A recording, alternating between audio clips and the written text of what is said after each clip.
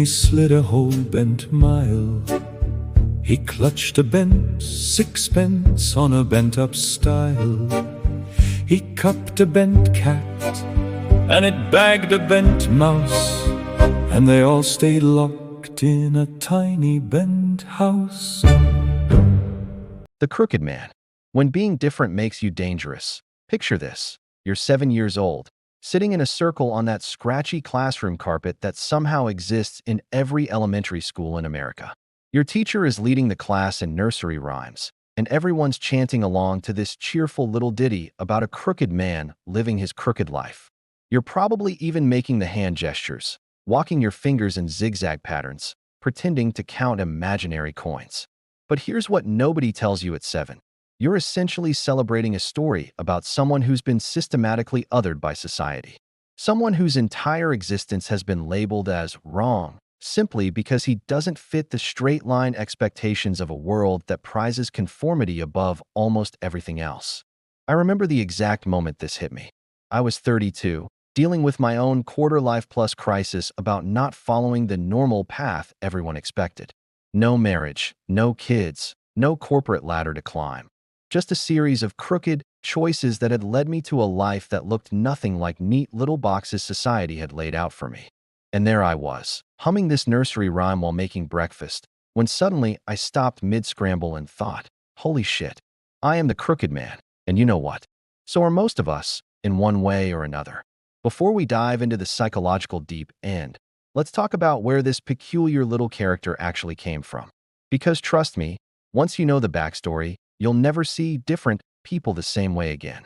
Most folklore scholars agree that the crooked man was likely based on a real person, a hunchbacked Scottish general named Sir Alexander Leslie, who lived in the 17th century.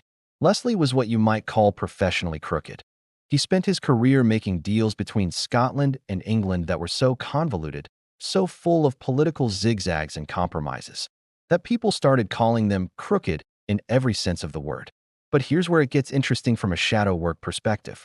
Leslie wasn't crooked because he was evil or dishonest. He was crooked because he was trying to navigate an impossible political landscape where every choice was a lose-lose situation. He was literally walking a crooked mile because the straight path would have led to war, bloodshed, and the destruction of everything he was trying to protect. Sound familiar? That's because most of us are walking our own version of Leslie's crooked mile every single day. We're making compromises that look messy from the outside, taking paths that don't make sense to people who haven't been where we've been, building lives that work for us even if they don't fit the template. But there's another layer to this story that makes it even more shadow-rich.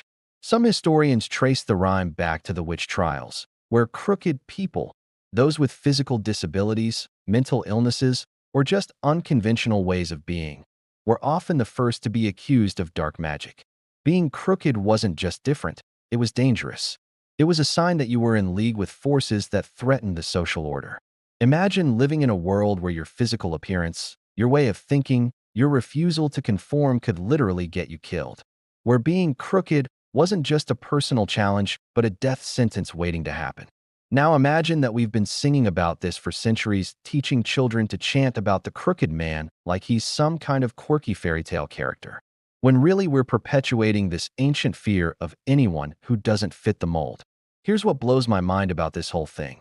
We live in a culture that's absolutely obsessed with straight lines, straight A's, straight talk, the straight and narrow, getting your life on track, following a linear career path. Even our metaphors for success are about moving in perfectly predictable directions. But show me one person, just one, whose actual life looks like a straight line, and I'll show you someone who's either lying or hasn't been paying attention. Real life is crooked as hell. It's full of detours and dead ends and unexpected turns that take you places you never planned to go. It's messy and nonlinear and completely unpredictable. And yet we all pretend like we're supposed to have it figured out, like there's some cosmic GPS that tells us the right way to live. This is where the shadow work gets juicy, because buried in our obsession with straightness is a deep, primal fear of our own crookedness. We're terrified that if people see how twisted our real path has been, how many mistakes we've made, how many times we've had to course correct, they'll realize we're not who we pretend to be. So we straighten ourselves out for public consumption. We edit our stories to make them sound more linear, more logical, more intentional than they actually were. We hide the crooked parts, the messy bits, the times we wandered around completely lost before stumbling onto something that worked. But here's the shadow truth. The crooked parts are usually the most interesting parts. They're where the real growth happened, where we developed resilience and creativity and the ability to think outside the box. The straight-line people, the ones who never had to figure out their own path, they're often the most rigid, the most fragile when life inevitably throws them a curveball. Let me ask you something, and I want you to really think about this. What's the crookedest thing about you? What's the part of your life, your personality, your way of being in the world that doesn't fit the neat little categories society has laid out? Maybe you're the person who changes careers every few years because you get bored easily, and everyone keeps asking when you're going to settle down. Maybe you're neurodivergent in a world designed for neurotypical people, constantly having to find workarounds for systems that weren't built with your brain in mind. Maybe you're queer in a straight world, or child-free in a kid-obsessed culture, or an introvert in an extroverted society. Or maybe your crookedness is more subtle. Maybe you're the person who always takes the scenic route, who can't give directions without including 17 different landmarks and side stories.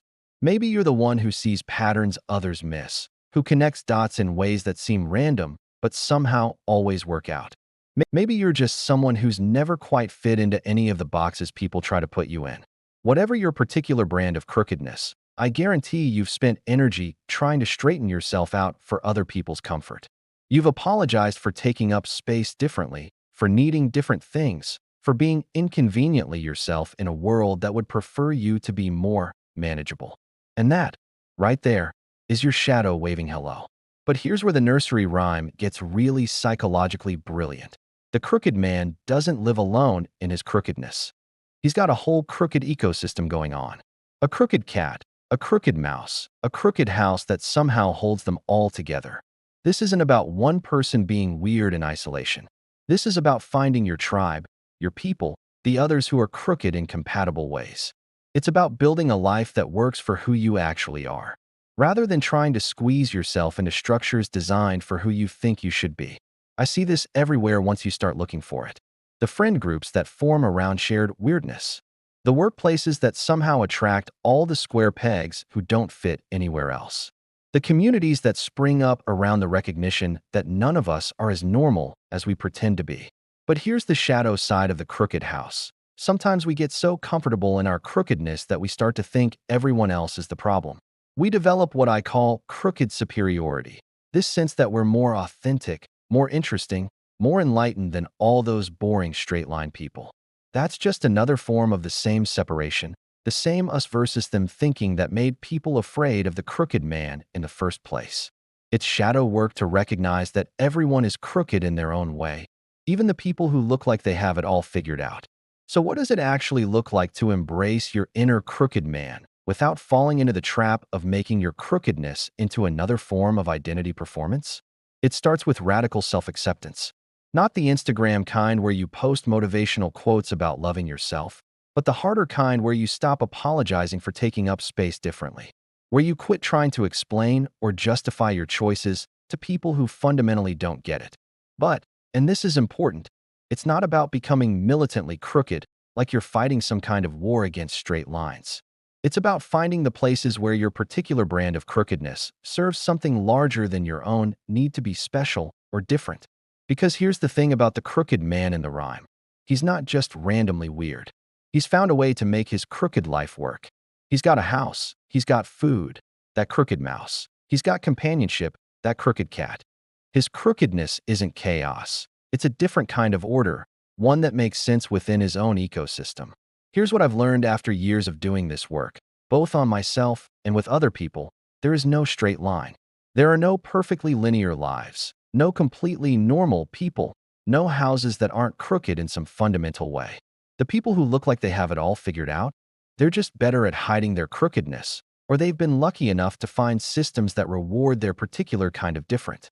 The successful people, the ones with the impressive LinkedIn profiles and the beautiful Instagram feeds, most of them are walking their own crooked miles, making their own compromises, building their own versions of crooked houses that work for who they actually are.